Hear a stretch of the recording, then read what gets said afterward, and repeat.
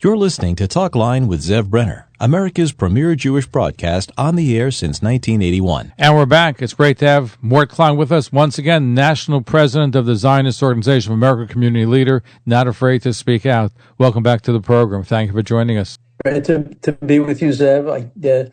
You've been doing your radio show even longer than I've been president of ZOA. That's a long time. Uh-oh. How many years are you president of the ZOA? I've been president of ZOA for 31 years. I was just reelected almost unanimously for another 3. Wow, I'm doing this 43 years, so I guess I'm a little bit ahead of you in that. You're ahead of me. A lot of Jews are not that connected to Israel. Let's be realistic, unfortunately. Many polls done by Jewish organizations have shown that the least you're connected to Judaism, the far less you care about Israel. And you see numbers like 20% say they care about Israel, 30%, very low numbers. And the closer you get to traditional Jews, Orthodox Jews, the numbers go into the 80s and 90s of caring about Israel.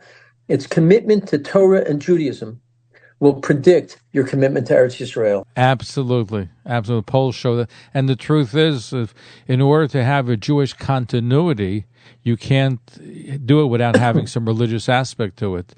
It doesn't work for generations. You can be committed to Israel, but listen, first gentleman, his daughter who's really not technically Jewish, is pro-Hamas, raising money for the Palestinians. And he's fighting anti-Semitism. Doug M. has been married 2 times, both times to Christians, and raised his 2 children as Christians. He's as minimally Jewish as you can get, but we're losing our Jewish people in America. If you eliminate the Orthodox Jews, the non-Orthodox Jews in America, 2 polls have been taken over the last few years. 75 to 80% of non-Orthodox Jews marry non-Jews. 75, not 50, 75 to 80%. Among Orthodox Jews, 97% marry Jews. I hope the other 3% convert. I don't know. But those are the actual data from studies that have been done. So we're losing our Jewish people. More as a Jewish leader, what can we do about it? And every speech I give, I talk about the importance of Jewish education. We have to be supporting Jewish day schools to make it more affordable for Jews to go and study Judaism and Torah and Yiddishkeit, because otherwise, that's why conservative synagogues and reform synagogues are closing in droves. In my own neighborhood, there's a big conservative synagogue out of Israel. They merged a couple of years ago with 3 other conservative synagogues who were going out of business. And this is happening all over the country. And it's because so many of the Jews are married to non-Jews. So going to a synagogue becomes even less important. So Jewish education is really the most important thing we can do to try and keep the Jews Jewish, and to keep the Jews caring about Israel. But it's a very serious problem. Day schools, as you know, are so expensive that even Jews who want to go there, they don't send their kids there. It's become unaffordable. It's a big problem that we're having. And in order to be committed to Israel, if Israel counts on American Jews, they have to be committed. And by the way, this lack of commitment also, especially among young Jews, is also pervasive among evangelical Christians. I've spoken to pastors that the new generation, the younger generation, evangelical Christians are woke. They are anti-Israel. They're pro-Palestinian. And I asked one of the pastors why. You know why? He said one of the reasons they go to woke colleges, just like Jews are brainwashed to become woke, anti-Israel, so are they. And they take trips to Israel, and they meet with Abbas and other PLO types who convince them how they're being oppressed, how they're killing their children, and they believe this. They don't know that 4 times in the last 20 years, Israel offered the Palestinians a state. 4 times. It was turned down every time by Arafat and by Abbas. When I asked Ehud Olmert, why did Abbas turn down your insane offer? Olmert offered 97% of Judea and Samaria, 3% of Israel proper, half of Jerusalem, billions of dollars in aid. Abbas turned it down. I asked Olmert, why? How could he turn down your insane deal? It wasn't even a compromise. He gave him everything. He said, Abbas said, you have to get rid of 3 clauses in the agreement. 1, I will not sign an agreement that says that I support Israel as a Jewish state. I won't sign it. 2, I won't sign an agreement, as this one says, that you limit the number of Arabs that I can bring into Israel to 150,000. He said, I want no limits on the amount of Arabs I can bring into Israel to destroy Israel as a Jewish state. 3, I won't sign an agreement that says there will be no further claims. Abbas said, I'm not going to agree to say I'm never going to complain again about anything. And Olmert says, I said to Abbas, that's the deal. We're giving you everything. It's over. You can't scream anymore. Abbas wouldn't sign it. Evangelical Christians, even our own Jewish kids, don't know that a state has been offered 4 times in the last 20 years. By the way, I opposed that they did that, but they did. And by the way, 8 times in the last 80 years, they've offered a state. The first one was in 1937. The Peel Commission offered the Arabs a state on 95% of the rest of Palestine. The Jews only 5%. The Arabs said no. 1937. 1948, they offered to split the rest of Palestine. Remember, 80% of the original Palestine was given to Jordan. So they were going to split it 50-50. And the Arabs said no, and as we all know, invaded Israel and tried to destroy the fledgling state immediately. So, and for 20 years, they controlled all of Gaza, all of Judea and Samaria, and half of Jerusalem. And for 20 years, 1948 to 67, they never set up a state. They had the land, because the issue is not statehood. The issue is not land. The issue is Israel's existence within any borders. That's why nothing has worked. It's a religious war. Islam teaches enmity toward the Jewish people, toward the Jewish state, and that's why no matter what we offer them, they won't do it, because they will not accept Israel within any borders. We have to make that clear. This is a religious war. It is not about land. It's not about statehood. It's a war against the Jew. And by the way, one of the other reasons why they wouldn't accept either Ehud Olmert's or any of the other offers for a Palestinian state, they don't want it to come from Israel. They'll take it if the world gives it to them. If they take it on their own, they will not take it if Israel gives it to them for whatever the reason. Psychological, they don't want it to come from the Jews. Well, I don't know. They won't make a deal where they say the Arab war, the Arab Islamic war against Israel is over. They won't say it, because it's not over. They want Israel gone. So the question, though, is that we're seeing how not only is there a lot of anti-Israel feel, a lot of anti-Semitism. It's really the same, whether you're anti-Semite, anti-Israel. We're seeing that on campuses. I know at ZOA events you highlight the young people that are involved. But in order to go to a regular campus today, if you're going to be strongly Jewish and wear a yarmulke or wear Magen David, you got to be an advocate for Israel. Unfortunately, not every Jewish student is able or capable to face that hostility and to speak up for Israel. ZOA is on 70 campuses. We have 6 full-time campus professionals. The Jewish kids on campus do not know the truth of the Arab Islamic war against Israel. They don't understand that there's this lie of genocide. They think it's really happening. You know, in 1948, there were 150,000 Arabs in this area of Israel. Today, there's over 2 million. Whoever's in charge of the genocide program has to be fired. It's not working. Of course, there's no genocide. So we teach the kids on campus how to respond to these lies, and we explain to them why Palestinian state will be a disaster. Unfortunately, the other organizations support a Palestinian state. AIPAC, even on their website, supports a state. ADL, AJ Committee. Ted Deutsch wrote an op-ed a number of months ago saying we need a Palestinian state. This is after 10/7. Dennis Ross, director of the Washington Institute for Near East Policy, a number of months ago wrote that we need a Palestinian state headed by Abbas. Our own leaders are saying we need a state, making Israel look bad when they're not offering it yet again. So we try to teach the kids on campuses why a Palestinian state will simply be another terrorist state. Look, we gave the Arabs all of Gaza.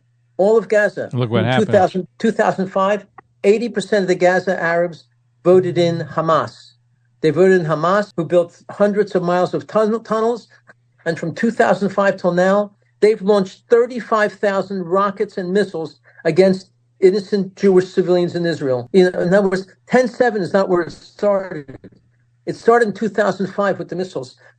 And the missiles and arms are provided by Iran. And in Trump's last 4-year term, he bankrupted Iran. He not only wouldn't help them with any money, he had strict sanctions, which make it impossible for them to sell oil and other goods. And their their reserves went down to $4 billion. Under Biden and Harris, they eliminated the sanctions. They allowed them to sell oil to China and anywhere else.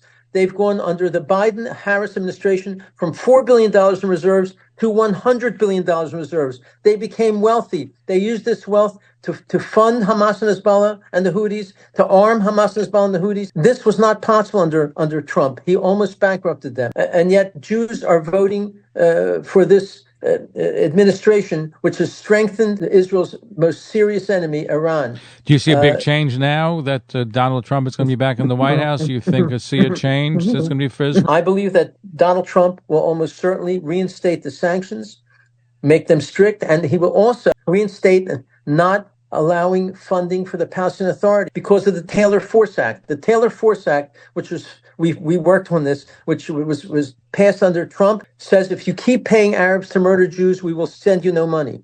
The Palestinian Authority spends $400 million a year paying Arabs a lifetime pension if they murder Jews. The more Jews they murder, the higher their pension. If they get killed murdering a Jew, their family gets the pension. It's the most heinous policy imaginable. The Taylor Force Act was passed saying you cannot get any American funds if you continue this policy. Trump canceled all the money. Biden comes in, not only did he reinstate the $500 million, he's upped it to $800 million. And he gave UNRWA $600 million that teaches Arab children to hate Jews. Well, they fought against Israel in the 1967 war. They're now also involved with Hamas and killing Jews and abducting Jews. So there's no reason why they should be in existence at all. I'm a big advocate. I'd love to see them dismantled. There's no reason for UNRWA to be in business. Well, Israel doesn't let them function finally anywhere in Israel. And the Biden-Harris administration has publicly condemned Israel for not allowing them to function, even though what they do is they teach their Arab kids to hate Jews and to kill Jews. It's really, really outrageous. So I think that the things are going to get better now under Trump. I believe so. I hope so. The people around him are very pro-Israel. People like David Friedman, Mike Pompeo, and such. These are great friends of Israel.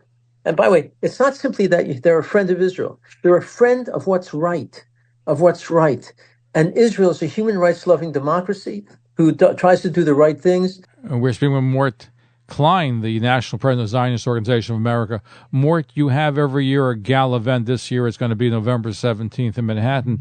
Tell us about the event. This year is a really special one. Our annual gala is, as you said, Sunday night, November 17th, 4:30 reception, 6 o'clock dinner. Our Brandeis honoree is Gary Schottenstein of the famous, very pro-Jewish, pro-Israel Schottenstein family of Columbus, Ohio. Our speakers and honorees include Ambassador David Friedman, the former ambassador to Israel. He may well become ambassador to Israel again. Ambassador Gilad Erdan, the former ambassador to the United Nations, now the president of Mogen David Adom.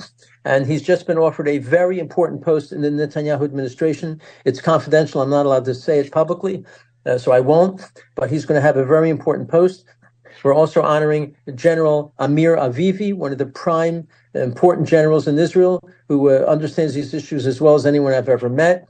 We're honoring, as our student award, to Shabbos Kestenbaum, who's been a very activist student, even since he's graduated from college. And Alan Dershowitz is going to be presenting the award to David Friedman. Christopher Ruddy, the founder and head of Newsmax TV, will give the award to Gary Schottenstein. And we hope that Miri Adelson will be coming to give the Adelson Award to Gilad Erdan. It's going to be a great event. I plan on being there, and everybody should participate. We look forward to having you there. And I'm going to give out the phone number. People can call the ZOA at 212-481-1500 to reserve or get more information, or ZOA.org. Go on our website. Thank you. Or go on our website, ZOA.org, ZOA.org. The dinner information is right in front of you. Please hurry and get your tickets. They're selling out fast. It's going to be a tremendous event with just tremendous pro-Israel people. Great. And by the way, the food is always absolutely delicious. To me, I enjoy the food more than I do the speakers. That's food for thought. Anyway, Mort Klein, National President of the Zionist Organization of America, thank you for your leadership. And thank you for speaking out. And hopefully things will be a little bit better now that we see a change in course in the United States as far as the president is concerned. I urge everyone to get in touch with the Jewish organizations, AIPAC, AJ Committee, ADL, B'nai B'rith. Urge them to stop supporting a Palestinian state, especially after 10/7. You want to reward these monsters with more land and more ability to harm Israel and Jews, and also urge them to support the right of Jews to live in Judea and Samaria. If Arabs can live in Israel, why can't Jews live in Judea and Samaria? So I urge that. And also do everything you can to promote Jewish education. Do everything you can to convince your friends and relatives to send their kids to Jewish day schools, to learn about Judaism, learn about Torah. That makes them proud Jews, and it makes them want to care more about our ancient Jewish homeland, Eretz Yisrael. Absolutely. More Jewish education. Educate. That's really the key to Jewish survival. The key to Israel here in the United States is, of course, the education. By the way, you may know this. Yeshiva University has had the biggest increase in applications in their history because Jewish kids are not applying the way they used to Penn and Columbia and NYU.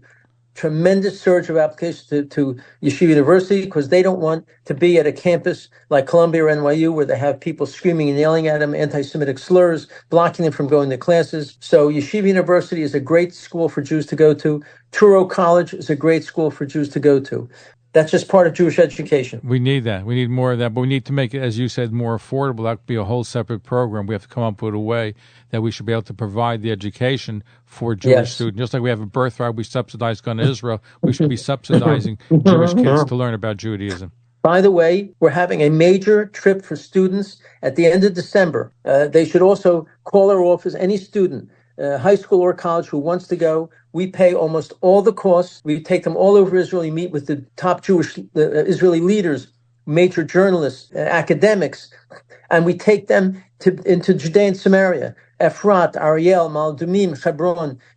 No other major group takes kids past the Green Line in any significant way the way ZOA does. And we pay for almost all of it. So I urge all of you who are listening, have your children, high school and college age, get in touch with ZOA if they're interested in taking a trip of their lifetime to Eretz Yisrael. Mort Klein, sounds good. I want to go. Anyway, Mort Klein, yes, National President of the ZOA, thank you for joining us. Thank you. Thanks very much. Thank you for all your work in promoting the truth about Judaism and about Torah and about the Arab-Islamic war against Israel.